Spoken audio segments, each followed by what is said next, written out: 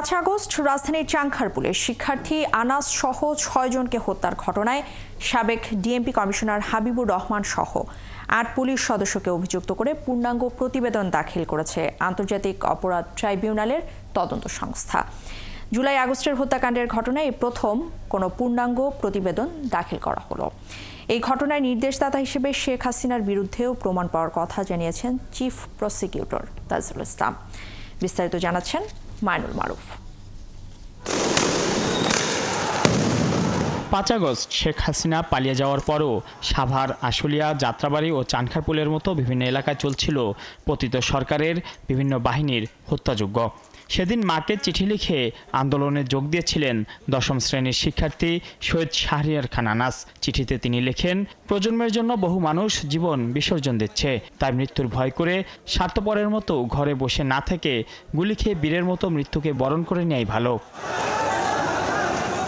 এরপর 5 আগস্ট শেখ হাসিনার পতনের কয়েক ঘন্টা আগে চানখারপুলে পুলিশের গুলিতে শহীদ হন আনাস।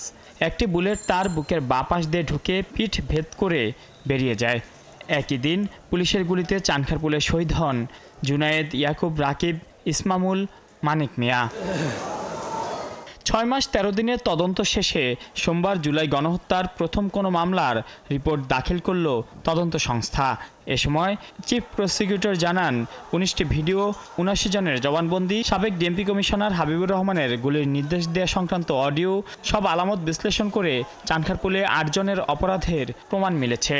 8 জনকে আমরা আসামি হিসাবে পেয়েছি। সেই 8 জন হচ্ছেন ডিএমপির সাবেক কমিশনার হাবিবুর রহমান, ডিএমপির সাবেক যুগ্ম কমিশনার সুদীপ কুমার চক্রবর্তী, শাহ আলম মোহাম্মদ আখতারুল ইসলাম সাবেক ADC Ramna zone DMP, Mohammad Imrul সাবেক AC Ramna zone DMP, Arshad Hossain সাবেক পুলিশ পরিদর্শক অপারেশন শাহবাগ থানা, কনস্টেবল সুজন, কনস্টেবল ইমাজ হোসেন এবং কনস্টেবল নাসিরুল ইসলাম।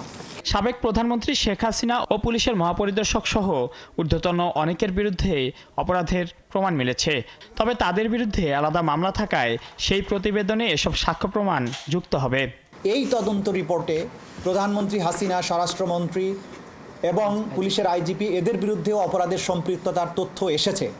কিন্তু যেহেতু তাদের বিরুদ্ধে আলাদাভাবে তদন্ত চলমান আছে এবং সম্মিলিতভাবে তাদের বিরুদ্ধে একটাই চার্জশিট দেওয়া হবে, সেই কারণে এই চার্জশিটে তাদেরকে বিচারের জন্য উপস্থিত করানো হয়নি। তাদের জন্য আলাদাভাবে তদন্ত রিপোর্ট আসবে এবং তাদের বিরুদ্ধে সেইভাবে ফর্মাল চার্জ দাখিল করা হবে। তবে এই মামলার মধ্যেও তাদের সম্পৃক্ততার তথ্য এবং প্রমাণাদি উঠে এসেছে।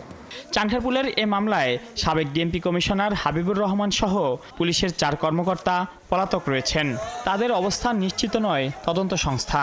তবে শিগগিরই অভিযোগ দাখিলের মাধ্যমে তাদের বিচারিক প্রক্রিয়া শুরু হবে। মাইনুল মারুফ, 71, ঢাকা।